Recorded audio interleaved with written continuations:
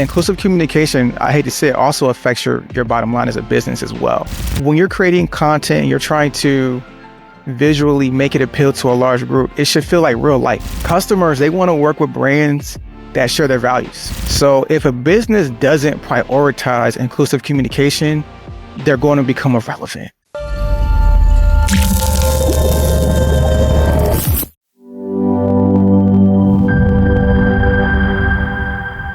Hello, everyone. Welcome to another episode of Elation Communications video series on inclusive communications. Today, we'll be discussing inclusive communications and social media. I'm thrilled to have our guest join us today, Mr. Charles Reynolds, who also partners with Elation Communications as our Director of Social Media and Videography. He is someone who really understands both sides of the camera, from filming Hollywood actors to helping brands tell their stories on social media.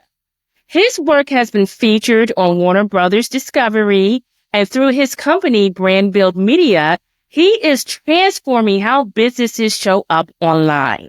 He's even created this genius solution called Your Content Day, where his crew literally takes over a brand's social media for 30 days, handling everything from creative strategy to filming and editing. It's like having a complete content team in your pocket. Based in Atlanta, he's here to share his insights on creating inclusive, engaging content that resonates with today's diverse audiences. Let's welcome Charles. Thank you. That was a really great introduction. I appreciate it. Okay, well, I'm so happy to have you here, Charles. It's been a pleasure. Again, we were just speaking for the last year. We've been working together. I've learned a lot from you on how to grow Elation's social media channels, and it's growing. So kudos to all your expertise, and very excited about this conversation today. As you know, we've been putting out a lot of content on inclusive communications. Yes. And social media is a primary channel to highlight this important topic. So let's jump in. Some companies think inclusive communication is just a trend. Why do you think it really matters for businesses today? So imagine, right, losing 40% of your customers because they don't see themselves in your content.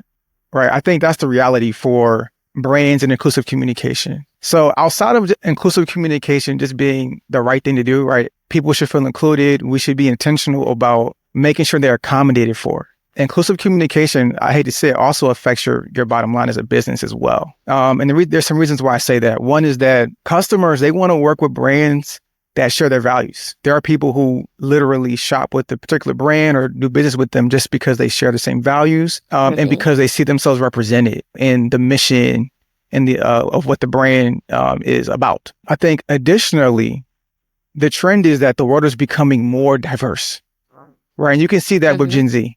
Gen Z is the most racially and ethnically diverse generation that we've seen. And not only that, they expect to see themselves represented in marketing and branding and the companies they do business with. So if a business doesn't prioritize inclusive communication, they're going to become irrelevant. And that's just the hard truth. Businesses stand to benefit from prioritizing inclusive communication, and it allows them to do a couple things. One, it allows them to actually build trust with their base. It allows them to expand their reach on social media and just in general, because they're reaching a more diverse audience. And it allows them to actually truly make authentic connections with the people they do business with. I think that's, extremely important. So it's vital for businesses to prioritize inclusive communications because one, morally, it's the right thing to do. And two, it also benefits their business. And so it's a win-win for everybody. Thank you for that. And I love your point that, businesses are their brand reputation. And so, on that note, how can brands make sure their photos and videos truly represent everyone on platforms like Instagram and TikTok and other social channels? Yeah, that's a good question. So, I kind of want to level set a little bit here with, inclusive content. It's not just, I think when we think of inclusivity, we just limit it to race, ethnicity, even disability, right? But it includes accommodating for people's work schedules. It includes accommodating for their learning styles, right? Their communication preferences.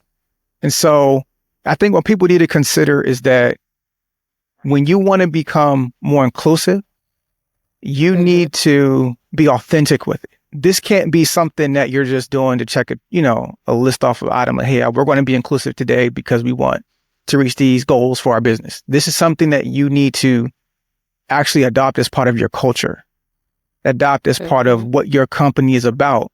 So you start within and then you work your way out with, okay, is our company inclusive? Are we inclusive in how we hire people? Are we inclusive in how we communicate with our staff? And then make sure that aligns with your content. So if you just try to have inclusive content, but you're not an inclusive company, it's going to show. People are going to know. And it's actually going to do more harm than if you ever tried to be inclusive in the first place. I think there are 3 pillars to inclusive content. And one is your language and tone. So you want to communicate very clearly on social media, right? So you want to avoid jargon. If you're using acronyms, you want to spell those acronyms out. I like to, when I'm writing content, I like to write it at a 4th grade reading level, just so that everybody can understand it. Additionally, you want to use culturally sensitive words. You want to use culturally sensitive terms, and you want to use gender neutral terms as much as possible. The second pillar is you want to consider some of the technical aspects of content creation and making it more accessible and more inclusive. And we'll talk about this a little bit more, I believe, but like that can include using alt text, right? So describing your visual content, because there's people who just can't see it, but they want to interact with it. That includes using captions on your videos for people who can't hear, but they can see, right? So, captions have become a staple in like short form content, where outside of people who just can't hear, there are people who consume content with the audio off because they could be in a work environment or an environment where it can't be noisy. And so you want to just accommodate for those things. The third pillar I have is content strategy. And so this involves being intentional about the voices in the room when you're strategizing and creating content. You have to have diverse voices in the room, providing input. That way, when you're trying to be more inclusive, it's not going to be a disconnect because you have so many diverse voices providing input on, how the content should be created and made accessible. And so those are the 3 pillars: clear language, technical considerations for accessibility, and then diversity in creating your content and creating your content strategy. I love it. Thank you for your 3 pillars and for taking time to level set. And so, say that we're working with the organization, or there are people out there who are doing their best to be inclusive, but with even kind of the groups that inclusivity covers, that's constantly changing, right? And even social media is constantly changing. So how do you reach different groups of people in a real way with all this change happening continually? To answer this question, it involves, I think, the last point I was making. But we've all seen brands make an attempt at being more inclusive and it just feels fake. Or we've seen companies get canceled because of tokenism, or just not truly making the attempt to be inclusive and diverse, and it just shows. It just shows. So I think the first thing you have to do is you have to plan. You have to plan for your community, right? And that involves understanding your community, not just who you think they are, but who they actually are, and plan to represent different ages, genders, disabilities. It's a wide variety of things. But that also involves, like I said, having those diverse voices in the room. That's critical in your planning phase. The second thing is just to be natural. When you're creating content and you're trying to visually make it appeal to a large group, it should feel like real life. It shouldn't feel forced or fake, or there shouldn't be that disconnect. Here are some things I would recommend focusing on. One is, like I said, get to know your actual customer base, who they are, not just who you think they are. The second would be to think about the context of your content. So are you showing people in real life situations? And are these people active participants in your content, or are they just like background faces? Because if they're background faces, it's not going to connect the same. Like you need to incorporate these people as a part of the story. They should be main characters in the story that you're trying to tell with your content. I think that the third thing is you need to actually get to know your communities. Like this is something you can't like shortcut. This is something you can't just rush through. This is something that has to be a part of your overall company mission, which is to actually get to know your communities, get involved with them. One of the things that I've seen in the past is when like companies try to jump on cultural moments and then the rest of the year they're silent on that community, right? So for example, like if we talk about like the Black, like African-American culture and you try to jump on Black History Month and, you know, capitalize on it and then we don't hear anything from you for the rest of the year.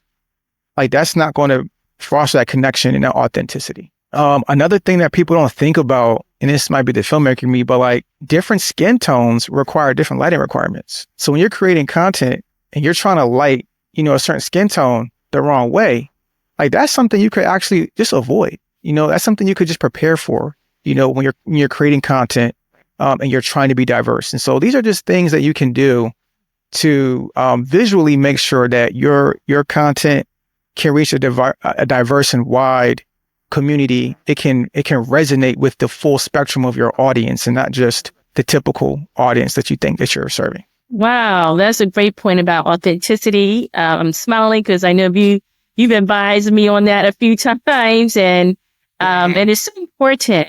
And I love your point about integrating inclusive practices throughout the way you operate. It's not just something you checklist, you know, every now and then. And so, great point. So what new tools or trends are you excited about that help make content more inclusive? I think with the use of AI, we're seeing some game-changing opportunities here for like DEI-driven marketing strategies. AI can just do so much now. And, you know, I can give a few examples.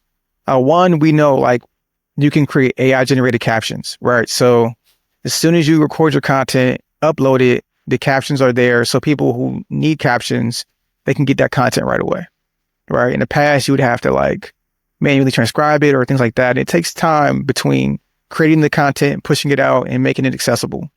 That gap is closed. But there's some really cool things too going on. Like for example, ChatGPT, they've partnered with this company where they're creating what's called a virtual volunteer. And so what happens is that for people who are visually impaired and typically use a screen reader, this virtual volunteer, when you navigate to a website, can describe the whole thing to you in specific detail. So I think that's pretty cool that now, you know, it's like taking screen readers to another level.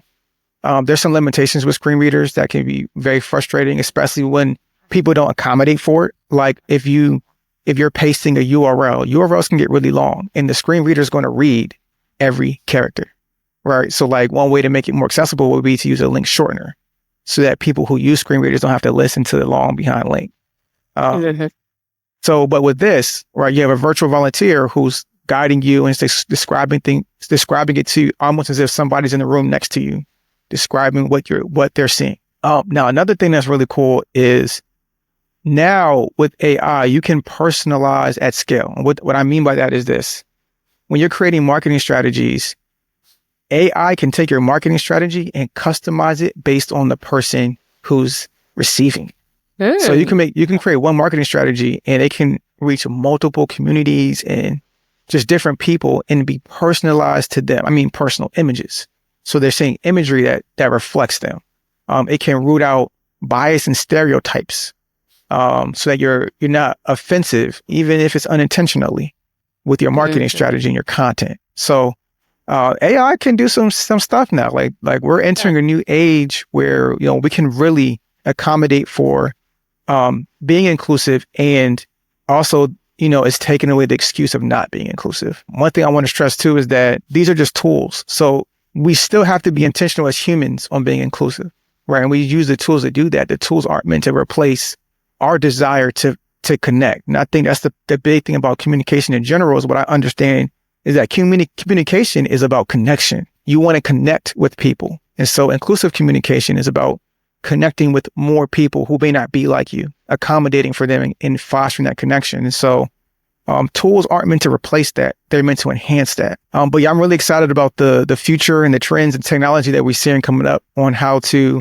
use technology to do that. And I think it's pretty awesome. Okay, Charles. Well, thanks so much for dropping those gems.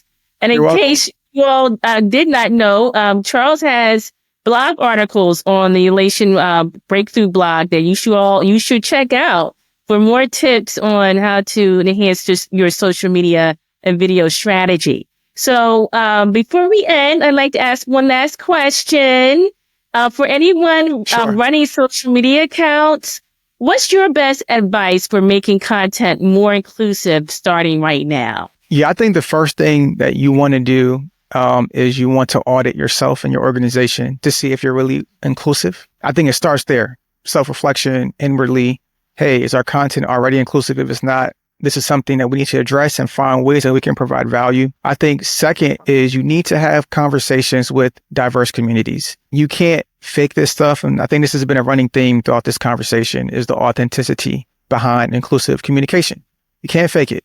So just get to know people. It's the best thing you can do. 80% of what you should be doing with content, it should be getting to know and understand your audience. And then 20% should be around making content for them. That way, the content that you make resonates and it doesn't fall flat. I think the last thing you can do is just get educated. Seek out education and training for your company, for your brand, for your team on diversity and inclusivity, equity, just understanding what it is, what it's not, how you guys can be more inclusive. And yeah, I think those are the three things that I would recommend. Charles, thanks so much for joining us today. I know you're busy and really appreciate you carving out time to be with us today. Thank you. You're welcome. No, it was a pleasure. Yes, thank you. And so again, you all can follow Elation Communications, hear more about what Charles is doing with us and what the rest of the team is doing on Instagram, Twitter, and Threads at Jerica Talks, on YouTube at Elation Communications, LinkedIn at Elation-Communications, and on Facebook at Elation Comms. And until next time, become an inclusive communicator.